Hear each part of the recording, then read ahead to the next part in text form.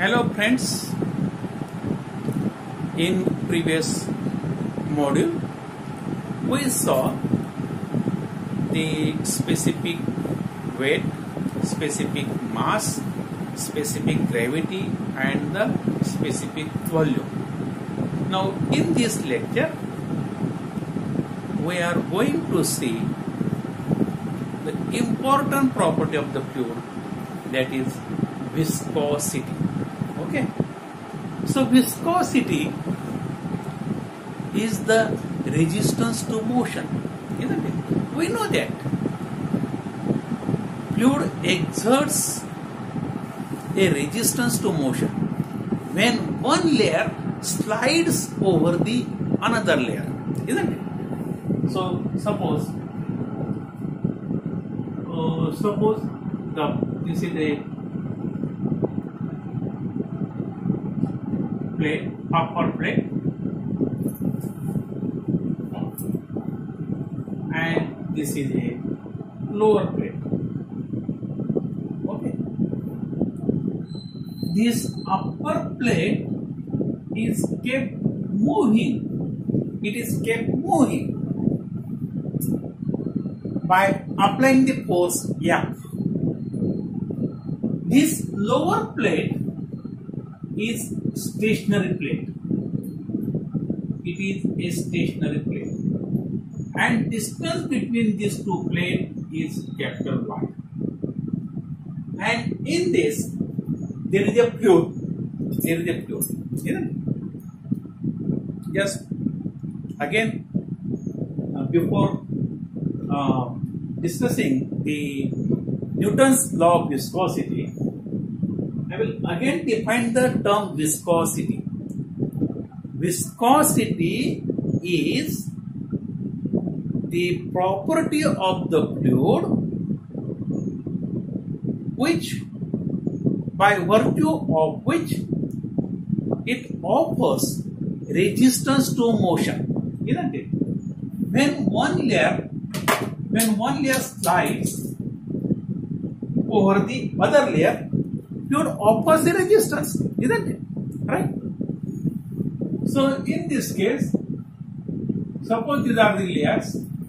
The upper layer is moved with a velocity dv, isn't it?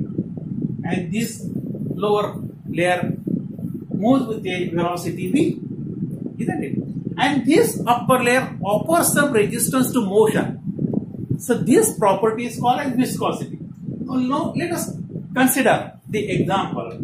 So there is two plates in a static, in a mass of fluid, isn't it? The upper plate is moving.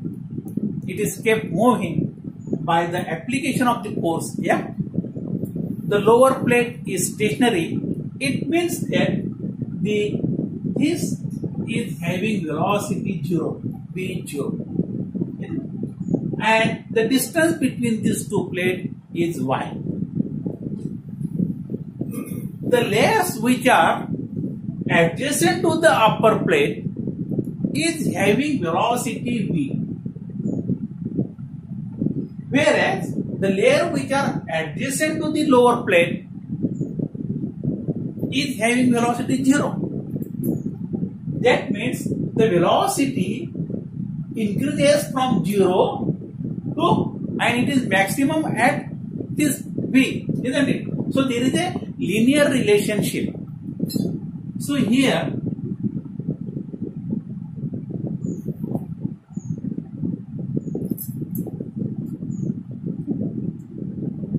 the velocity is v, and here the velocity is 0, right? Now again consider the two layers, okay, at a distance of y. This distance is dy, okay. This velocity is small v, and therefore this upper layer is having velocity dv, v and dv, okay, right? Now according to Newton, according to the Newton's experiment, according to the Newton, the F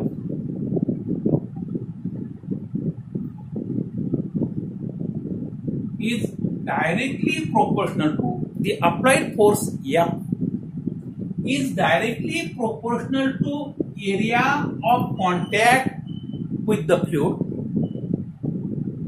It is directly proportional to the velocity v and inversely proportional to the distance between these two plates. Okay. So according to Newton, the force F is directly proportional to the area of contact, directly proportional to the velocity v, and inversely proportional to the distance between these two plates. Okay. Now, this can be written as F, this A, F upon A is directly proportional to V upon Y. And this term, F upon A, this is the shear force area. So, shear force upon area is nothing but the shear stress, tau. So, tau is directly proportional to V upon Y. So, shear stress, F upon A is nothing but the shear stress. And this shear stress is directly proportional to V upon Y. Now, see this figure. So, this V upon Y, this is also V upon Y, this dV upon dy. So, by similar triangles,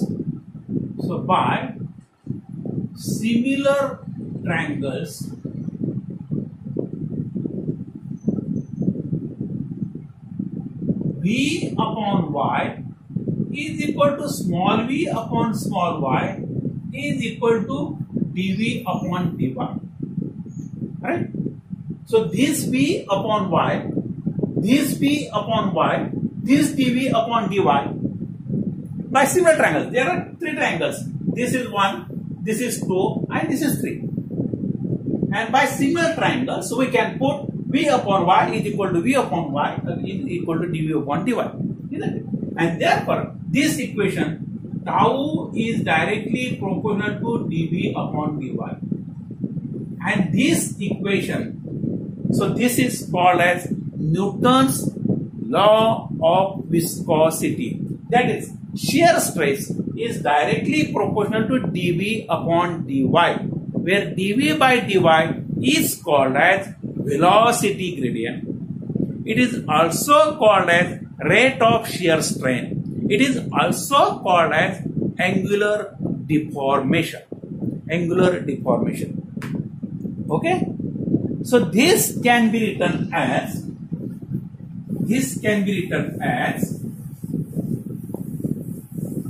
so this term, that is tau is directly proportional to dv by dy. So this is called as Newton's law of viscosity. Newton's law of viscosity.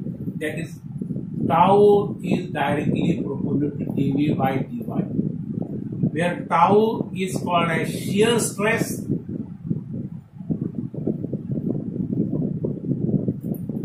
dv by dy is called as velocity gradient.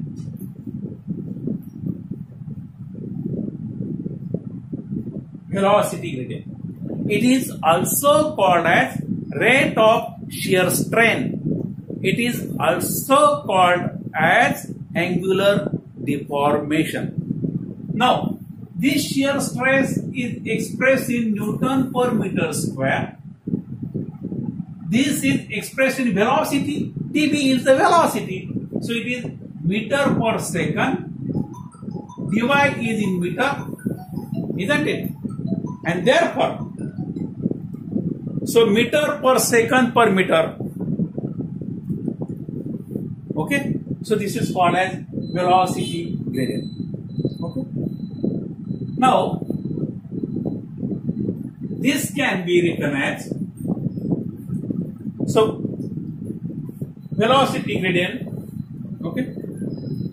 Now, so this is velocity gradient is also called as angular deformation.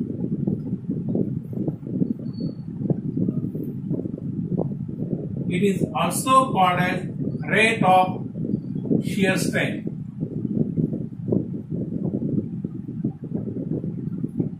Now therefore, so shear stress is directly equal to Pascal Newton per meter square, dV by dy meter per second per meter, and therefore,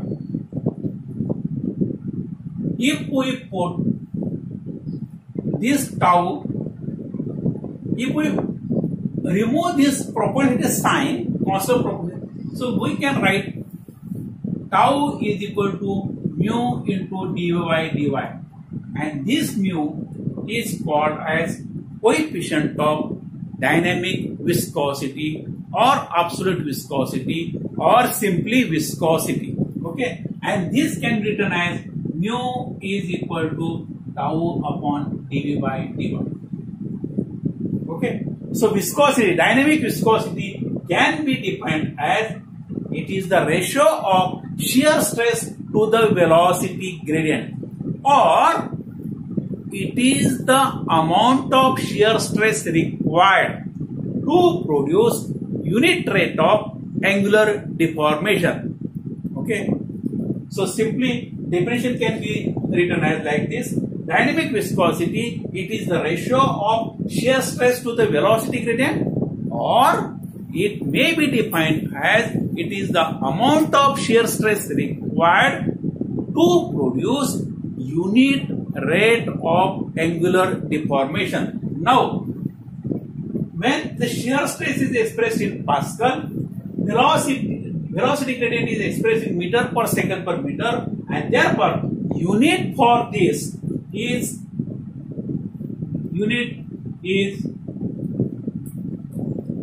Newton second per meter square, and now Newton per meter square is called as Pascal, and therefore its unit is Pascal second. Pascal second, or you remember just only pas, that is Pascal second. Okay, so unit is Pascal second. So this is the SI unit of dynamic viscosity. Now, one more unit is Paschali.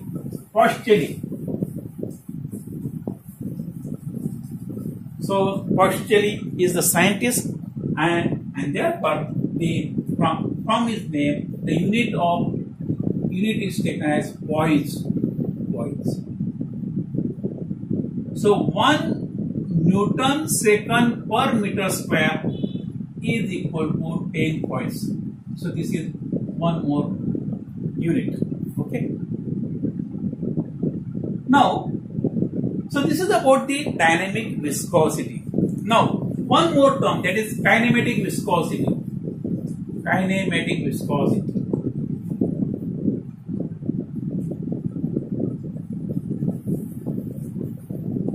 It is denoted as nu. So it is the ratio of dynamic viscosity to the mass density. And its unit is meter square per second, because this is expressed in Newton second per meter square. Mass density is expressed in kg per cubic meter. You put the values, and you will get this relation, that unit meter square per second. Okay. Now one more unit is Stokes. So 1 meter square per second. 1 meter square per second is equal to 10 to the power Stokes. Okay. So this is about the property of the fluid, that is viscosity. Okay. Now let us summarize this lecture. What we have discussed? We have discussed the definition. We have defined viscosity. Then we derive the relation between we derive the Newton's law of viscosity, isn't it? Okay. So on the basis of Newton's law of viscosity, we define the dynamic viscosity, then kinematic viscosity, definition of the kinematic viscosity, isn't it? And the one more thing, that is the dynamic viscosity of water at STP is taken as 0.001 Newton second per meter square. So this is about one more, the value of water, isn't it? We must know the values of water at STP. Okay. So this is about the term viscosity. So we will stop here. Thank you for watching.